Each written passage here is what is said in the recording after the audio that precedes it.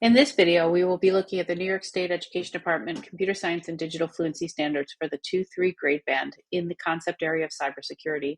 At the bottom of your screen and in your slide deck, there is a link that takes you out to the actual standards. Now, cybersecurity is an incredibly important topic for us to cover with our students. Every time we pick up a device or use any sort of technology, we are vulnerable to how our data is going to be used. We want to make sure we teach this at the very young ages. The cybersecurity concept area is broken down into 3 sub-concept areas. The first is risk, where we're thinking about that vulnerability and understanding why we have to keep our data and our resources protected. The next area is safeguards. Here we're thinking about what we do to make sure we safeguard our information online. And then finally, it's response. So if a breach happens, what do we do to make sure that we're protecting and improving our security moving forward? On your screen on the far left, you have the state ed examples. Those will take you out to that document from the examples put together by educators across the state. In the center, you have the Wakelet collection that has lots of more resources. We're going to click on the far right, which is the activity books. When we open up the activity book, since this is grade band 2-3, we're going to click on that second book, click Read Now, click the arrow, and then click on the link for cybersecurity. Again, cybersecurity is broken down into 3 sub-concept areas, the first being risk.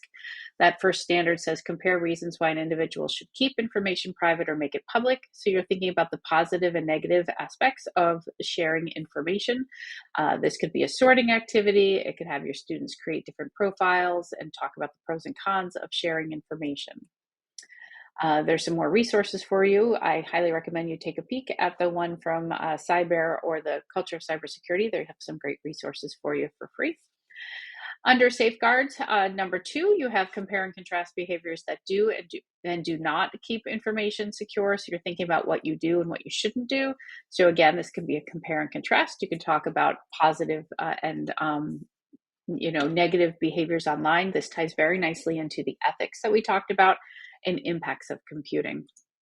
Moving on to the third one, please note that this is a standard that starts at 2nd grade. The K1 grade band did not have a standard for this safeguard one. But here we're going to identify why someone might choose to share an account, an app access, or device.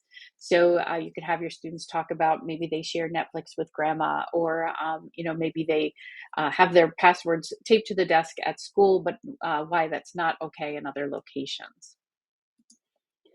Moving on to safeguards number 4, we're talking about encode and decode a short message or phrase. This is a fun one for students. You can do breakout EDU, you could do Caesar shifts, you could do all sorts of different decoding type of activities, have your students create their own simple codes and exchange messages with each other.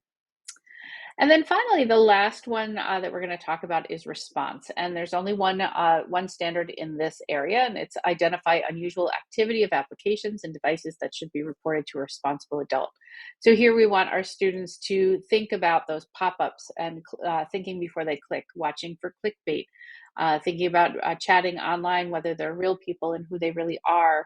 Talk about the accidental ordering. I know my own kids by accident ordered things, using on their devices before we password protected things. So you want to make sure that you're doing all sorts of things to make sure that everyone is safe.